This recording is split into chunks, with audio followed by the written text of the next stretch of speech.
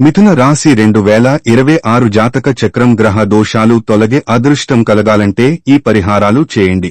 మార్చి 2026 19న రాబోతున్న శ్రీ పరాభవ నామ సంవత్సరంలో మిథున రాశి వారి భవిష్యత్తు ఎలా ఉండబోతోంది? ఈ కొత్త ఏడాదిలో మారబోతున్న గ్రహగతులు మీ జీవితాల్లో ఎలాంటి మార్పులు తీసుకురాబోతున్నాయి? అదృష్టం వరిస్తుందా లేక ఊహించని సవాళ్లు ఎదురవుతాయా? ముఖ్యంగా ఆదాయ వ్యయాలు, రాజపూజ్య అవమానాల లెక్కలు ఏం చెబుతున్నాయి? ఇవన్నీ ఇప్పుడు మనం ఈ వీడియోలో తెలుసుకుందాం. ఈ నూతన సంవత్సరంలో మిథున రాశి వారి వార్షిక పంచాంగ గణాంకాలను నిశితంగా పరిశీలిస్తే ఆదాయం 8గాను, వ్యయం 11గాను ఉంది. అలాగే సమాజంలో గౌరవ మర్యాదలను సూచించే రాజపూజ్యం కేవలం 1గా ఉండి అవమానం ఏకంగా 7గా గోచరిస్తోంది. ఈ ప్రతికూల గణాంకాలను చూసి మీరు ఏమాత్రం ఆందోళన చెందాల్సిన పని లేదు. ఎందుకంటే జ్యోతిష్య శాస్త్రంలో ఈ సంఖ్యల కంటే గ్రహాల అనుకూలతే మనిషి జీవితాన్ని ఎక్కువగా శాసిస్తుంది. ఈ ఏడాది గ్రహాల కదలికలు మీకు ఊహించని అద్భుతమైన అవకాశాలను తీసుకురాబోతున్నాయి. ముఖ్యంగా ఈ ఏడాది ప్రారంభం నుండి మే లేదా జూన్ మాసం వరకు దేవగురువు బృహస్పతి మీ జన్మ రాశిలోనే సంచరించడం వల్ల మీరు తీసుకునే నిర్ణయాల్లో కొంత గందరగోళం, ఏ పని మొదలుపెట్టినా తీవ్రమైన మానసిక ఒత్తిడి ఎదుర్కోవడం జరుగుతుంది. కానీ జూన్ తర్వాత దైవబలం మీ పక్షాన నిలవబోతోంది. గురు భగవానుడు మీ రాశి నుండి ధన, కుటుంబ, వాక్ స్థానమైన ద్వితీయ స్థానంలోకి అంటే కర్కాటక రాశిలోకి ప్రవేశిస్తాడు. జ్యోతిష్య శాస్త్రం ప్రకారం కర్కాటకం గురువుకు అత్యంత బలమైన మీ ధన స్థానంలో ఉచ్చస్థితిలో ఉన్న గురువు సాక్షాత్తు లక్ష్మీకటాక్షాన్ని సిద్ధింపజేస్తాడు.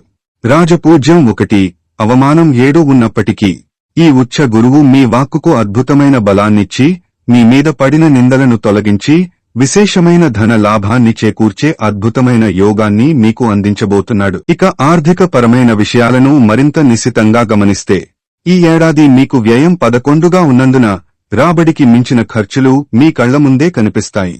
ముఖ్యంగా అనవసరమైన విలాసాలకు, ఆడంబరాలకు, కుటుంబంలో ఊహించని ఖర్చులకు లేదా అనవసర ప్రయాణాలకు చేతిలోని డబ్బు నీళ్లలా ఖర్చయ్యే ప్రమాదం పొంచి ఉంది.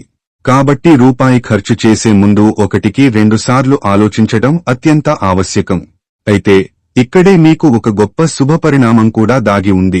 మీ గోచారంలో 11వ స్థానమైన లాభస్థానంలో కర్మకారుడైన శని భగవానుడి సంచారం మీకు ఒక అభేద్యమైన శ్రీరామరక్షగా నిలవబోతోంది. జ్యోతిష్య శాస్త్రంలో ఏకాదశ శని అత్యంత యోగకారుడు. దీనివల్ల ఒక పక్క ఖర్చులు మిమ్మల్ని భయపెడుతున్నా, లాభస్థానంలో ఉన్న శని దేవుని దయ వల్ల మీరు పడే కష్టానికి, చిందించే చెమటకు తగిన ప్రతిఫలం కాస్త ఆలస్యంగానైనా సరే ఖచ్చితంగా మీ చేతికి అందుతుంది. ఎప్పటినుంచో ఆగిపోయిన పాత బాకీలు, వసూలు కావు అనుకున్న మొండి బకాయిలు కూడా అనూహ్యంగా మీకు తిరిగి వస్తాయి. కానీ సామాజిక జీవితంలో మరియు బంధుమిత్రుల వ్యవహారాల్లో మాత్రం మీరు అడుగడుగునా అప్రమత్తంగా ఉండాలి. ఎందుకంటే రాజపూజ్యం 1 మరియు అవమానం ఏకంగా 7గా ఉన్నందున మీరు ఎంత నిస్వార్థంగా మంచి చేసినా దానిని ఇతరులు వక్రీకరించి తప్పుగా అర్థం చేసుకునే విపత్కర పరిస్థితులు తలెత్తవచ్చు.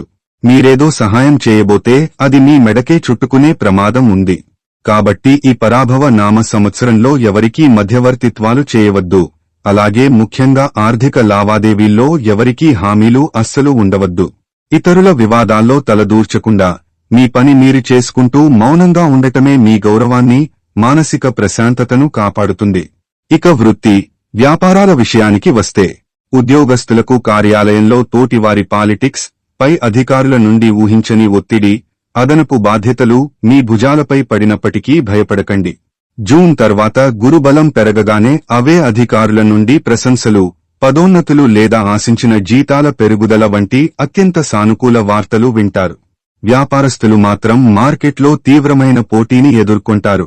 కాబట్టి కొత్త భాగస్వామ్యాల విషయంలో లేదా భారీ పెట్టుబడులు పెట్టే విషయంలో తొందరపడకుండా అనుభవం ఉన్నవారి సలహాతో ఆచితూచి అడుగులు వేయడం ఎంతో ఉత్తమం. ఇక కుటుంబ జీవితం మరియు గృహ వాతావరణాన్ని పరిశీలిస్తే ఈ పరాభవ నామ సంవత్సరంలో మీకు మిశ్రమ ఫలితాలు గోచరిస్తున్నాయి. జూన్ తర్వాత ద్వితీయ స్థానంలో ప్రవేశించే ఉచ్చ గురు భగవానుడి సంచారం మీ గృహంలో సంతోషాన్ని నింపబోతోంది. ఇన్నాళ్లు నిలిచిపోయిన వివాహాలు, గృహప్రవేశాలు వంటి సకల శుభకార్యాలు ఘనంగా జరిగే అద్భుత యోగం ఏర్పడుతోంది. ముఖ్యంగా ఎంతో కాలంగా సంతాన ప్రాప్తి కోసం ఆరాటపడుతున్న దంపతుల నిరీక్షణ ఫలించి వారింట పసిపిల్లల నవ్వులు విరిసే అత్యంత సానుకూల కాలం ఇది. అయితే ఇక్కడ మనం ఛాయాగ్రహాలైన రాహు, కేతువుల సంచారాన్ని కూడా నిశితంగా గమనించాలి. తృతీయ స్థానమైన పరాక్రమ స్థానంలో కేతువు సంచరించడం వల్ల మీలో ఊహించని ధైర్య సాహసాలు, పట్టుదల రెట్టింపు అవుతాయి. ఏ ఆటంకం ఎదురైనా ఎదిరించి నిలబడే స్థైర్యం మీకు లభిస్తుంది. కాని పితృస్థానమైన 9వ ఇంట్లో రాహువు సంచారం వల్ల ఒక ప్రతికూలత పొంచి ఉంది. మీ తండ్రిగారి ఆరోగ్య విషయంలో జాగ్రత్త వహించాలి. అలాగే తండ్రి వైపు బంధువులతో ఆస్తి పరంగానో లేదా చిన్నపాటి మాట పట్టింపుల వల్లనో ఊహించని మనస్పర్ధలు, చికాకులు తలెత్తే ప్రమాదం ఉంది. కాబట్టి కుటుంబ వ్యవహారాల్లో పట్టింపులకు పోకుండా ఎంతో సంయమనంతో వ్యవహరించాలి. ఆరోగ్య విషయానికి వస్తే మిథున రాశివారు ఈ ఏడాది తమ ఆరోగ్యం పట్ల ఏమాత్రం అశ్రద్ధ వహించడానికి వీల్లేదు. ముఖ్యంగా నరాల బలహీనత, కీళ్ల నొప్పులు లేదా ఊపిరితిత్తులు మరియు శ్వాసకోశానికి సంబంధించిన చిన్నపాటి రుగ్మతలు మిమ్మల్ని ఇబ్బంది పెట్టే సూచనలు బలంగా కనిపిస్తున్నాయి. కలుషిత వాతావరణం పట్ల అప్రమత్తంగా ఉంటూ అత్యంత క్రమబద్ధమైన ఆహారపు అలవాట్లు, ప్రతిరోజు యోగా లేదా వ్యాయామం చేయటం ఈ ఏడాది మీ ఆరోగ్యానికి శ్రీరామరక్ష. ఇక విద్యార్థుల విషయానికి వస్తే బుధ గ్రహ ప్రభావం వల్ల చదువులో చురుకుదనం ఉన్నప్పటికీ ఇతర గ్రహాల ప్రభావం వల్ల అనవసర విషయాలపైకి మనసు మళ్లీ ఏకాగ్రత తీవ్రంగా లోపించే ప్రమాదం ఉంది. చెడు సహవాసాలు లేదా సోషల్ మీడియా వంటి వాటికి ఆకర్షితులయ్యే అవకాశం ఉంది. కాబట్టి విద్యార్థులు తమ లక్ష్యంపైనే దృష్టి నిలపాలి. తల్లిదండ్రులు కూడా తమ పిల్లల ప్రవర్తన మరియు చదువుపై ఈ ఏడాది ప్రత్యేక శ్రద్ధ వహించడం అత్యంత ఆవశ్యకం. ఈ పరాభవ నామ సంవత్సరంలో ఎదురయ్యే గ్రహ దోషాలను, ప్రతికూలతలను దాటడానికి కేవలం మన ప్రయత్నమే కాకుండా దైవానుగ్రహం కూడా తప్పనిసరిగా తోడవ్వాలి. మిథున రాశికి అధిపతి అయిన బుధ గ్రహ అనుగ్రహం కోసం ప్రతి బుధవారం ఉదయాన్నే స్నానాది కార్యక్రమాలు ముగించుకుని భక్తి శ్రద్ధలతో శ్రీ విష్ణు సహస్రనామ పారాయణ చేయడం అత్యంత ఫలప్రదం. దీనివల్ల బుధ గ్రహ దోషాలు తొలగిపోయి మీ ఆలోచనా విధానంలో స్పష్టత రావడం మాత్రమే కాకుండా అద్భుతమైన బుద్ధి వికాసం కలుగుతుంది. అలాగే ఈ ఏడాది మీకు ఆదాయం కంటే వ్యయం ఎక్కువగా ఉన్నందున ఆ ఆర్థిక బాధలు తొలగిపోయి స్థిరమైన రాబడి దక్కడానికి 7 శనివారాల పాటు శ్రీ వెంకటేశ్వర స్వామి వ్రతాన్ని నియమనిష్టలతో ఆచరించడం వల్ల విశేషమైన ధన ప్రాప్తి, కుటుంబంలో మనశ్శాంతి చేకూరుతాయి. ఇక ఈ ఏడాది మీకు అవమాన గండాల సంఖ్య ఎక్కువగా గోచరిస్తున్నందున సమాజంలో మీ కీర్తి ప్రతిష్టలను కాపాడుకోవడానికి నిత్యం హనుమాన్ చాలీసా పఠించడం అస్సలు మరువకండి. కుదిరితే ప్రతి శనివారం ఆంజనేయ స్వామి ఆలయానికి వెళ్లి సింధూర పూజ చేయించడం లేదా తమలపాకుల ఆకు పూజ చేయించడం వల్ల శత్రుభయం పూర్తిగా తొలగిపోయి మీపై ఎలాంటి నిందలు పడకుండా ఆ మారుతి మీ వెన్నంటే ఉండి రక్షిస్తాడు. జూన్ తర్వాత మీకు అనుకూలించబోయే గురుగ్రహ బలాన్ని మరింతగా పెంచుకోవడానికి పేద విద్యార్థులకు వారి చదువుకు అవసరమైన పుస్తకాలు లేదా విద్యా సామాగ్రిని మీ చేతుల మీదుగా దానం చేయండి. ఇది గురు భగవానుడికి అత్యంత ప్రీతిపాత్రమైన పరిహారం. జ్యోతిష్యం అనేది మనల్ని భయపెట్టడానికి కాదు, ముందస్తు జాగ్రత్తలు తీసుకుని మన అడుగులను సరిదిద్దుకోవడానికి ఒక మార్గదర్శి మాత్రమే.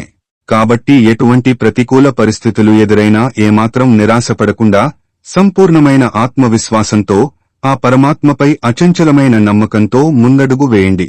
ఖచ్చితంగా ఈ శ్రీ పరాభవ నామ సంవత్సరం మిథున రాశి వారికి సకల విజయాలను, ఆయురారోగ్యాలను ప్రసాదిస్తుంది. ఈ వీడియోలోని విశ్లేషణ మీకు నచ్చినట్లయితే తప్పకుండా ఒక లైక్ చేసి మీ మిత్రులకు మరియు బంధువులకు షేర్ చేయండి. మీ అమూల్యమైన అభిప్రాయాలను కింద కామెంట్ల రూపంలో మాకు తెలియజేయండి.